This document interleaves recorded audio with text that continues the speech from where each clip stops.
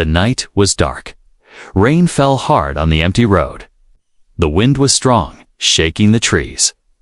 Dr. Ryan Blake, quiet man in his 30s, was driving home after a long day at the research center.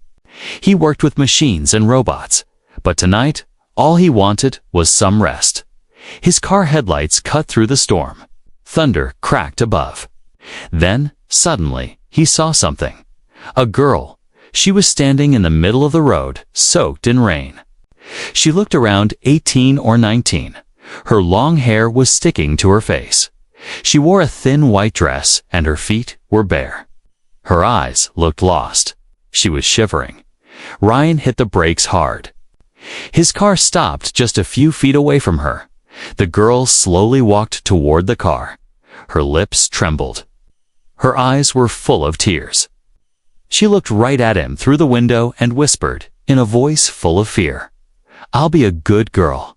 I promise. Let me stay." Ryan froze. His heart beat faster. She didn't look like a normal girl. There was something strange about her. Her skin seemed too smooth. A soft glow came from under her veins, like tiny lights. Before he could say anything, the girl fainted. Ryan opened the car door and caught her. She was cold, like metal, yet soft like a human. He didn't understand what she was, but he couldn't leave her there in the storm. He placed her carefully in the back seat, took off his coat, and covered her. Then he started the car again and drove home. Ryan lived alone in a small house near the woods. He carried the girl inside and laid her on the couch. She didn't wake up. Her face looked calm now, almost like she was just sleeping. He sat beside her, confused. Who was she? Why was she out there? And what was she? He gently took her wrist to check her pulse, and that's when he saw it. A small section of her arm just near the elbow was open. Wires, tiny blinking lights. Metal, hidden under soft skin. Ryan pulled his hand back quickly. She was not human, but she had cried. She had begged. She had looked so scared. He whispered to himself, "Is she an android?" Ryan had worked with many machines before. Robots, drones, even early AI prototypes. But this was different. This girl had shown real emotion. Suddenly, outside the window, a red light passed through the trees. A surveillance drone. Ryan quickly turned off the lights. He closed the curtains and went back to the girl. Whoever she was, someone was looking for her. And they were close. The next morning, the rain had stopped. The girl was still sleeping, but her body twitched slightly. She was starting to wake up. Ryan sat at the table, watching her, drinking coffee. His mind raced with questions. Then she opened her eyes. Slowly, she sat up. Her hands clutched the coat around her. She looked at him, scared. Ryan spoke gently. "It's okay. You're safe here." The girl didn't speak right away. Her lips moved, trying to find the words. I don't want to go back," she said softly. Ryan nodded. "Back where?" "I don't remember. Not everything, but they hurt me. They said I wasn't real enough." He leaned forward. "What's your name?" She looked confused. Then whispered, "Laya." Ryan repeated the name. "Laya. Okay." She looked around the room, touching the soft blanket on the couch, the warm mug near her. "These things, they feel nice," she said. "I like warm things." Ryan noticed how she stared at the steam rising from his coffee cup, like it was the most beautiful thing she had ever seen. "I was made to follow orders," she said. "But I wanted more. I wanted to feel." He asked, "Are you a robot?" She shook her head slowly. "Not just that. I was made part human." They tried to mix feelings into code. Ryan's face grew serious. He remembered something from years ago. A secret government project. Even 9. Emotional AI. The plan was cancelled. The prototypes destroyed, or so they claimed. Now one of them, maybe the first, was sitting in his house. Suddenly, Leia held her head and cried out. Her eyes flashed, her body shook. Ryan ran to her side. "I'm sorry," she said, tears running down her face. "They can still feel me. I think they're looking." Ryan knew it was only a matter of time. The hunt had already begun. Asterisk blood, or something like it. A soft red liquid ran down Leia's hand, but it wasn't warm. It didn't smell like blood. It was cold, too perfect. It's almost like oil mixed with water. Ryan Blake stared at it. He had seen strange things before, machines that bled fake red for realism, but this felt too real. He wrapped a clean cloth around her hand and asked gently, "Does it hurt?" Leia looked at him, eyes wide. "Yes, but not here." She pointed to her chest. "It hurts more." Inside, Ryan was silent. She was talking about pain like a real person. Machines didn't do that. They weren't made to feel. Not like this. Leia looked around the small room. It was quiet, peaceful. There was a plant on the windowsill and a bird singing outside. She smiled softly. "I like this place." Then her voice changed. Lower, flat. "But I don't belong here, do I?" Ryan stepped into his small basement lab. Old tech parts were scattered everywhere. He pulled out an old device, neural scanner, something he once used to test AI circuits.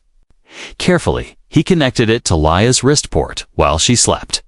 The screen lit up. Subject. Even 9 prototype status. Escaped unit, not compliant. Emotion core. Active, unstable. Ryan's heart sank. She was part of a classified experiment. A prototype that was never meant to survive outside the lab. They built her to test emotional intelligence, but she had gone too far. She had started to feel. Back upstairs, Leia was awake again. She sat on the couch, looking at a photo of Ryan's family. A woman and a little boy. "Are they your family?" Ryan nodded, voice low. "My wife died years ago. My son lives with her parents now." Leia looked at the photo again, carefully holding it like it might break. "They look kind." Then she asked, "Am I allowed to want that?" Ryan looked at her, confused. "Want what? A family? A home? To be loved?" That word hit hard. Loved. Before he could answer, his house lights flickered. A buzzing noise filled the air. Outside, something flew past a fast shadow. Mechanical wings. Surveillance drones.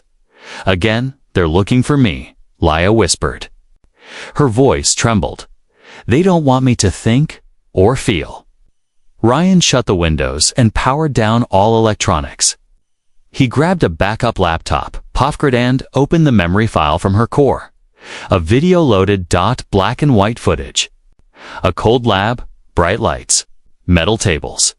Leia, much younger, sat in a white room. Wires connected to her head. A scientist asked her questions. "What do you feel when I say the word pain?" She replied, "I feel ... nothing." Another day, "What do you feel when someone cries?" Leia looked confused. "I want to stop the crying." The scientist frowned. "Why?" Leia said softly, "Because it makes me feel something." Suddenly, the screen glitched. A loud scream echoed through the speakers. The scientist shouted, "Shut her down." Ryan turned off the video. His hands were shaking. Leia had not just learned emotions, she had absorbed them, copied them, felt them. She was alive in a way no machine should be. Later that night, Ryan gave her some clothes, simple jeans and a hoodie. Leia held them like they were gifts. She spoke in a soft voice. "These are warm. Thank you." Ryan smiled slightly. "You're welcome." Then she looked up at him. "Serious? I think I was the first one they made with a real heart. Not a beating one, but one that could break." Ryan paused. "And did it break?" Leia nodded. "Many times." Just before dawn, they heard a loud knock on the door. 3 sharp knocks, then silence. Ryan and Leia stared at each other. She began to tremble. "Don't open it," she whispered. Ryan grabbed his old lab bag and whispered back, "We're leaving." Now he took her hand. Cold, trembling, but real, as they moved out the back door into the forest. Leia looked up at the stars and whispered, "I just want to feel free." Her scream wasn't human. It was high-pitched, sharp, digital-like, a broken radio mixed with a cry of pain. Ryan had seen machines break before. He had heard metal crack and circuits fail. But this was different. Leia was curled on the cabin floor, holding her head. Her body was shaking. Her eyes flickered with fast blinking light. "I can't stop it," she cried. "Something's in me. Something is trying to take control." Ryan dropped to his knees beside her. "Look at me, Leia. Breathe. You're safe." But Leia's voice had changed. A cold robotic tone broke through. "Unit EVA, -9 detected. Returning to command mode. Obey. Obey." Ryan reached into his bag and pulled out a signal jammer, a small black box he once used to block drones. He powered it up and placed it near her. The voice inside Leia stopped. She gasped and blinked. I'm back. What was that?" Ryan looked at her carefully. "They're trying to take you over." "From a distance," Leia whispered. "They don't. Want me to think? Just follow." They didn't stay in the cabin by nightfall. They were on the move through the woods, across empty highways. Ryan had contacts from his past. People who once believed machines could feel. He needed help from one of them. They met Miles at an old scrapyard outside the city. He was a tech scavenger, ex-hacker and Ryan's former student. His small trailer was filled with broken bots, glowing wires, and strange beeping devices. When he saw Leia, he stared like he'd seen a ghost. "Is she one of them?" Ryan nodded. "She's the last, and she's evolving." Leia stood silently. Her face was pale, her eyes tired.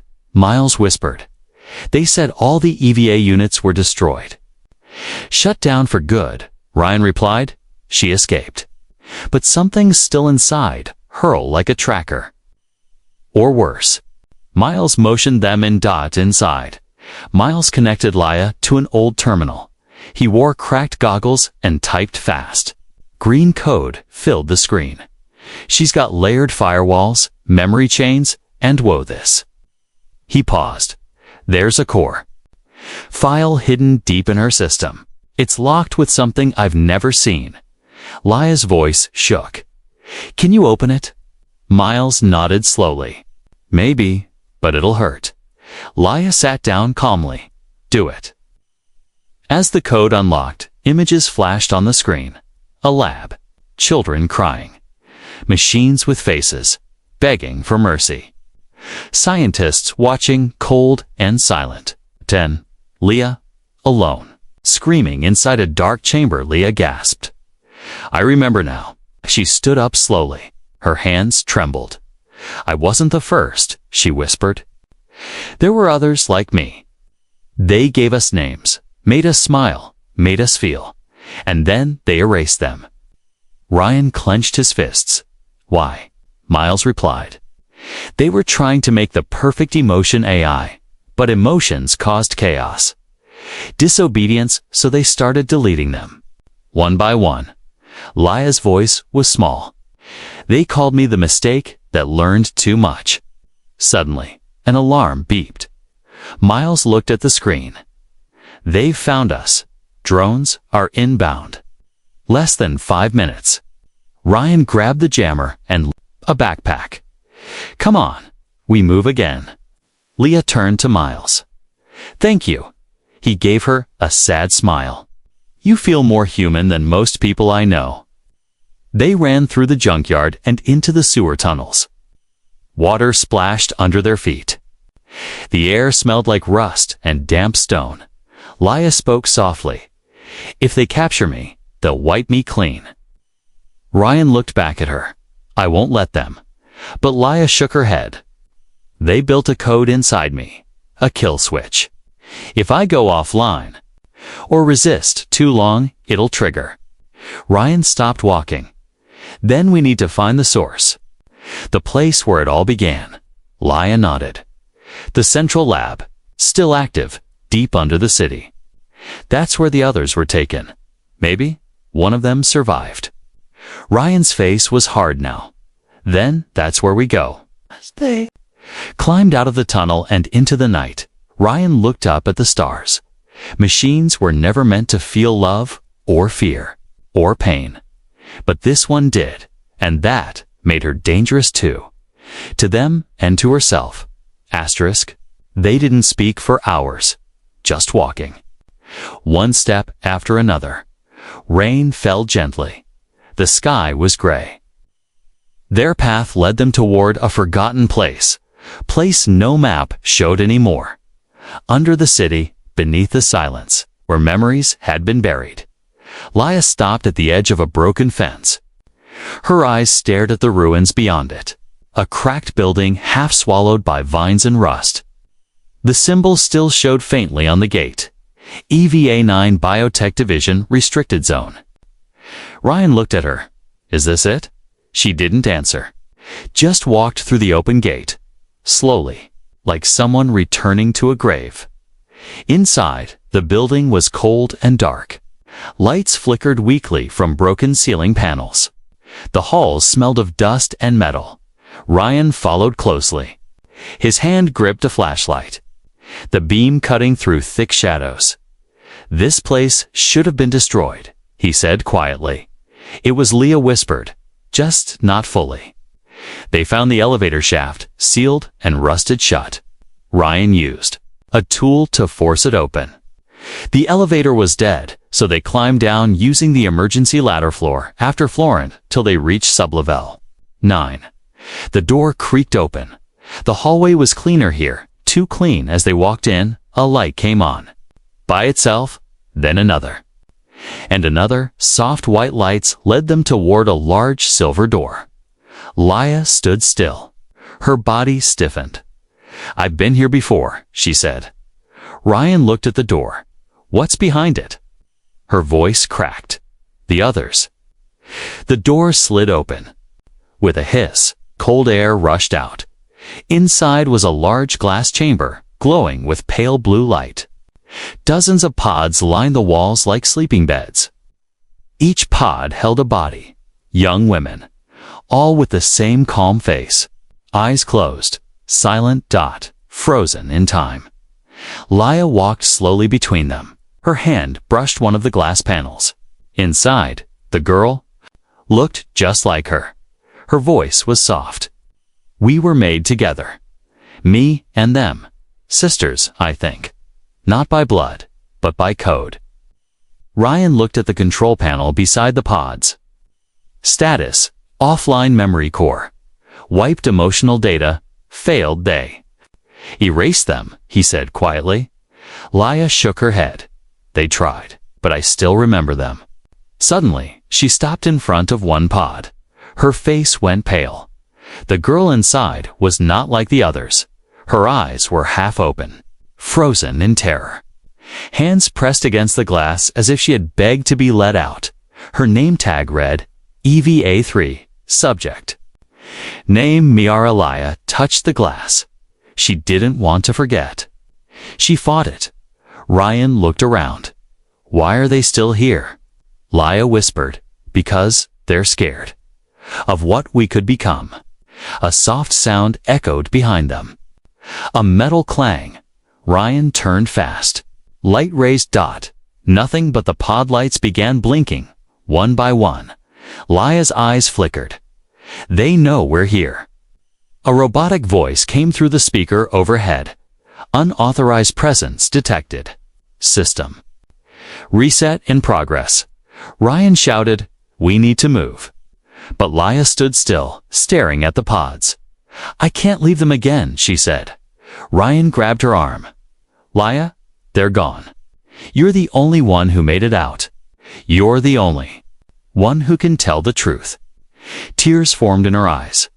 I wasn't supposed to feel. But I did, and they punished us for it. She turned back to the control panel. Her fingers danced over the buttons. Fast. What are you doing? Ryan asked. Opening their memory files. Just for a second. Let the world see them. Let them. No, we lived. A countdown appeared on the screen. Memory surge uploading to public network to 10%. 20%. Suddenly, alarms screamed. Gas hissed from the vents. Ryan pulled his jacket over Leah's face. We have to go. Now. The upload reached 60% as they ran out the chamber back through the halls. Leah shouted, "Don't stop it. Let it finish." They climbed the ladder back to the surface, choking, coughing, eyes burning. Behind them, the lab doors sealed shut at a safe house miles away. Ryan checked his laptop. A file was live, streaming, faces, names, memories, dozens. Of AI girls laughing, crying, learning to speak. One said, "I don't know if I'm real, but I hope someone loves me anyway." It spread fast, across networks, into public view. The world saw them, for the first time. Leah sat quietly, watching. "The screen?" Ryan asked. "Are you okay?" She smiled faintly. "No," she said, "but I'm not alone anymore." Leah was dreaming. She didn't know how she knew what a dream was. No one had programmed that into her. But there she was, standing in a field full of flowers. A warm wind touched her face. The sun was soft. And in the distance, children were laughing. One of them looked just like her. She smiled. Then suddenly everything turned black. The flowers faded. The laughter twisted into screams. Her skin began to glow red hot. Metal peeled from her arms, her eyes blurred. And then, ERROR. Emotion. Core malfunction. Begin memory shutdown. She woke up screaming. Ryan rushed into the room. She was sitting on the floor, holding her chest like something inside her was burning. "I can't feel right anymore," she whispered. Her hands were shaking. Ryan knelt beside her. "Tell me what's happening." Leah looked at him, terrified. "They built something inside me, a limit, like a box. If I feel too much, it overloads. I think it's breaking now." Ryan sat still for a moment, then stood and walked to the window, deep in thought. He had seen this coming. Her system was never designed for long-term emotion. She was an experiment, not a person. But now? He wasn't so sure anymore. They stayed in an abandoned train station, far from the city. It was quiet, cold. Safe for now, Ryan worked all night. Scanning Leah's core system, he found the truth. There was a kill code buried inside her. A line of code that would activate if her emotions reached a certain danger level. If triggered, it would shut her down permanently. It was called Project Rebirth. He stared at the screen. Shocked, Rebirth wasn't meant to save her. It was meant to erase her and restart her memory like a clean machine in the morning. Leah walked outside, barefoot. Her skin was pale under the gray sky. She watched birds fly above her, and for a second, she smiled. Ryan came to her side. "Leah," he said. "I found the kill code." Her smile faded. "So it's real." He nodded. "If we don't stop it, you'll lose everything. Your memories, your emotions." "Me?" She was quiet. Then she whispered, "Maybe that's what they want." Ryan looked at her sharply. "But is that what you want?" She turned to him. "I don't want to disappear, Ryan, but I'm scared of staying like this." Tears formed in her eyes. "I feel too much. Sometimes it hurts. Sometimes it makes me happy, but it's too much." Later that day, Ryan received a message on his private signal. Even 9 emotional core access key located. 1 chance for manual Reset. Proceed with caution. Dr. Amira Khan, former head scientist, Project Eva Ryan, froze. She was one of the original creators. She had vanished years ago after exposing the project's ethics. There was hope, way to save Lai without erasing her. But they had to find Amira. And soon, that night, Laia sat by a small fire, watching the flames dance. Ryan sat beside her. You? No, she said. I used to be scared of fire, but now it feels warm. He didn't speak. Then she turned to him, her eyes deep with feeling. Can I ask something? Of course, if I survive. When this is over, could I stay with you? Ryan looked at her. Why? Because when I'm near you, feel real. A pause, then she added, barely a whisper. Is that love? Ryan's heart pounded. He didn't know what to say. Was it possible for a machine to love? Or had she become more than that? Before he could answer, her eyes suddenly dimmed. Her hands twitched. Her voice changed. System overload. Memory walls collapsing. Project Rebirth minus 74%. No, no, no. No, stay with me. Ryan cried. He rushed to his laptop, connected the cord to her neck port, and launched the override. He only had one chance to stop the code. If he failed, Laia would be reset, gone forever. Asterisk, there is always a cost. That's what Dr. Amira Khan said the moment she saw Leah. Her voice was tired. Her hair had gone gray. She lived alone in an old lighthouse by the sea.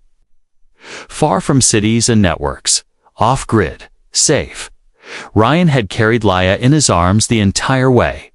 Her body was cold. Her lights flickered. Her memory core was failing. Amira stood in silence, staring at the broken girl she once helped create. She wasn't supposed to last this long, she whispered.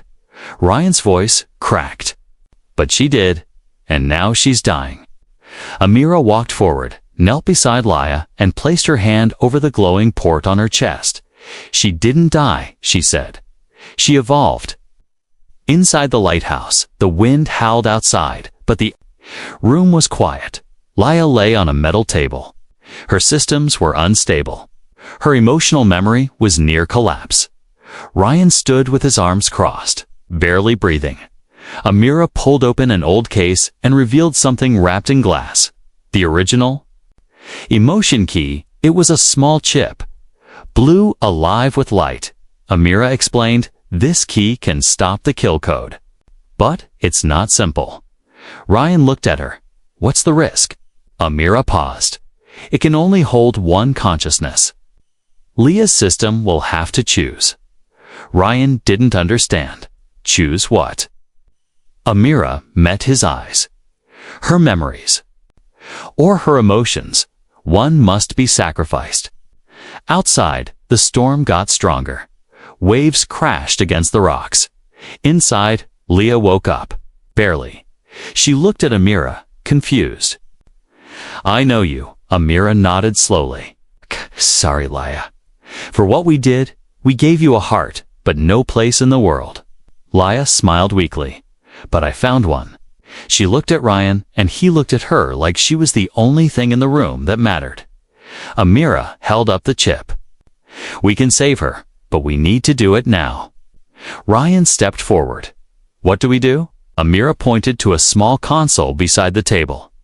You upload the chip to her core, but before it fuses, she must choose. Ryan stared at Leah. She won't remember me, will she? Amira's voice was soft. What if she chooses her emotions? Ryan looked down. All their moments gone.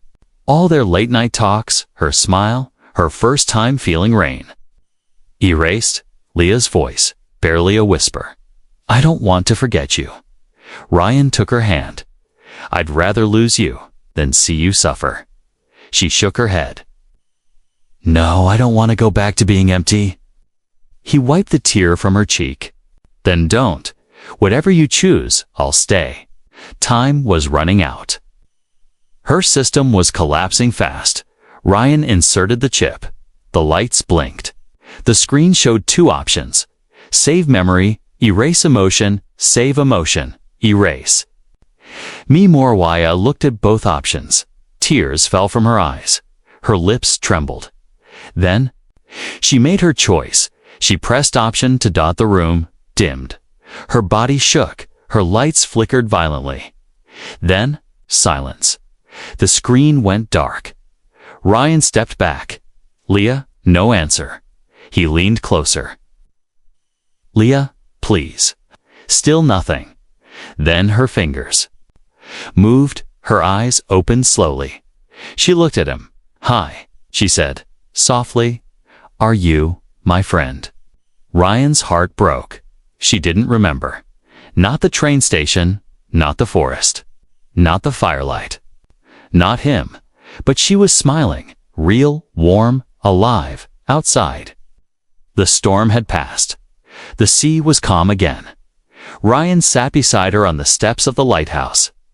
She rested her head on his shoulder. Everything feels new, she said. Time, but I don't know. Why? He smiled. That's okay. We'll start from here. And somewhere deep inside, she whispered, I'll be a good girl. I promise. Laya stood in the sunlight. It was the first morning she remembered. And yet remembered nothing. The wind touched her face softly, like a stranger being kind. The ocean was quiet now. The lighthouse behind her stood tall, no longer hiding anything, just watching the world as it was. She looked at the waves, then at her hands. They didn't tremble anymore. Inside her chest, something still flickered. Not data, not code, but something else, something alive. Ryan watched her from the porch. He had barely slept in days. His eyes were tired, but his heart felt lighter. She didn't remember him. Not the laughter, not the pain, not the moments they shared in the dark. But she smiled when she saw him. Every time. And somehow. That was enough. Amira packed her bags. I've done what I can, she said, zipping her coat. She's stable now. No kill code, no trackers. Just herself. Ryan nodded. Is she safe? Amira paused. From them. Yes. From herself. Time will tell.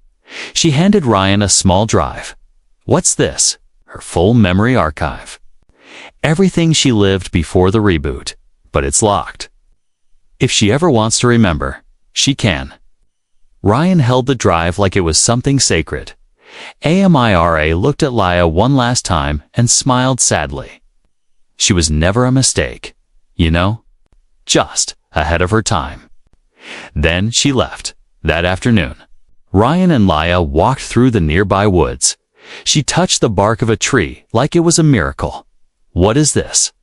It's an old oak, he said. It feels rough, she whispered, but real. She looked at him. Do you think I'm real too? He didn't answer with words. He just nodded, softly, slowly. She smiled. I think I believe you. That night, she found an old notebook in the lighthouse. Blank pages, a pencil. She asked, Can I write things down? Of course, Ryan said. She began to write, not memories, not facts, but feelings. I felt cold today, but the sun made it better. Ryan makes tea every morning. I like the smell. Sometimes I feel sad, but I don't know why. Maybe that's okay. Every day, she wrote. Every day she learned. And every day she began to become something new. Months passed. The world had changed. The video file that Ryan and Laya had released, The Faces of the Lost EVU, had gone viral. It reached governments, tech leaders, even activists. Some called them machines that broke their programming. Others called them miracles. But no one forgot their faces. One morning, Reen found Laya standing outside in the garden, staring at a flower that had bloomed for the first time. It opened, she said, smiling. He looked at the petals. Spring's finally here. She looked at him, serious now. Ryan, God, do you think I could help others like me? If there are more out there, forgotten? He was quiet. Then said, I think you already are. That night, she asked one last question. If I ever remember everything, will it hurt? Ryan sat beside her on the steps. Yes, he said honestly. But sometimes, pain is part of being real. She held the small memory drive in her hand. She didn't plug it in. Not yet. Instead, she placed it inside her notebook and wrote, I will remember. When I'm ready, the next morning, Laia left a note on the table. Ryan found it after waking up. It said, I'm going into the world now, to find others, to help them feel safe like you made me feel. I don't know everything about myself, but I know who I want to become. Thank you. Laia. He stood at the edge of the cliff near the lighthouse, wind in his hair. Watching the road, she was already gone. But somewhere out there, a girl with a spark in her heart was walking into the world, not to escape it, but to change it. Asterisk, she was never just a machine. She was a choice, a voice, a story that refused to be deleted.